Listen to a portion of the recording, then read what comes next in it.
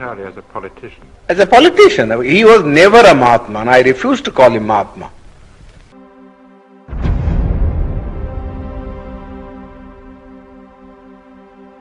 I've never in my life called him Mahatma. He doesn't deserve that title. Not even from the point of view of his morality. You see? Going back to the Poona Pact, the Arab Pact. Yes. Can you remember a little of what Gandhi said to you and what you said to him? Oh, I know it very well. I know it very well. The British government had, in the original award which MacDonald had given, had accepted my suggestion. I said, look here, the Hindus want that there should be a common electorate, so that there may be no separatist feeling between the scheduled caste and the Hindus.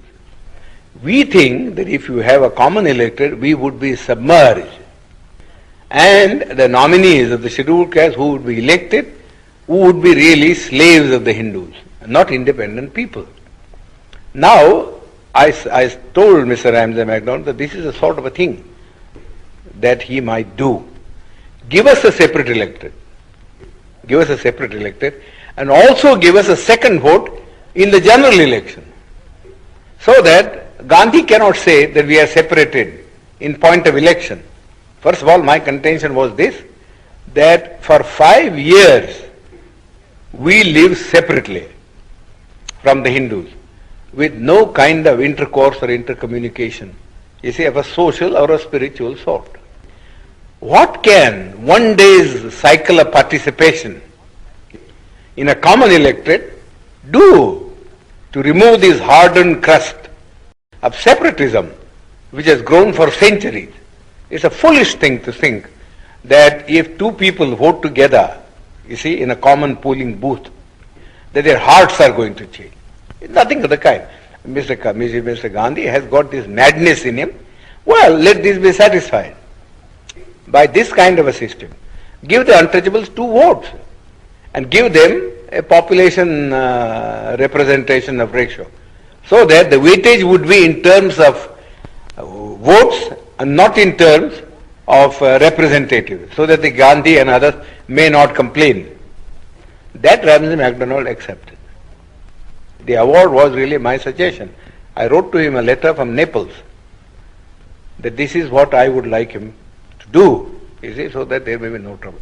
This is exactly what he did. You see, gave us a separate electorate and also a vote in the general electorate. But Gandhi didn't want that we should send our 2 representatives.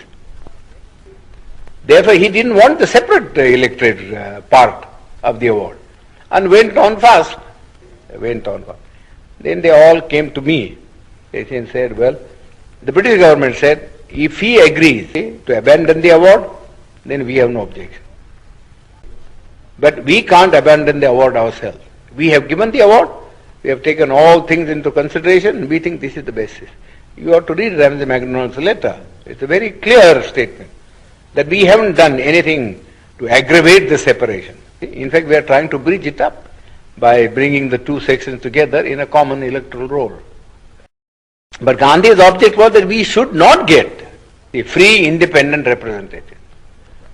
Therefore, in the first place, he said, no representation ought to be given to us. That's how his stand in the Round Table Conference. He said, I recognize only 3 communities, namely Hindus, Muslims, and Sikhs. These are the only 3 communities that will have a political recognition in the Constitution.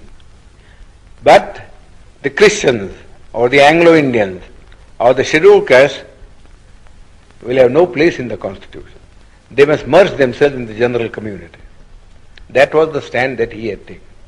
Well, all his friends, I know, you see, were asking him how foolish was his attitude. His own friends had quarreled with him on this subject, that if you are prepared to give a special representation to the Sikhs and special representation to the Muslims, who are 1,000 times superior in strength and political and economic stamina, how can you deny it to the scheduled caste or to the Christian? He always used to say, oh, you don't understand our problem. That's all he was saying. Alexander even, who was a great friend of his, had a serious quarrel with him, as he told me.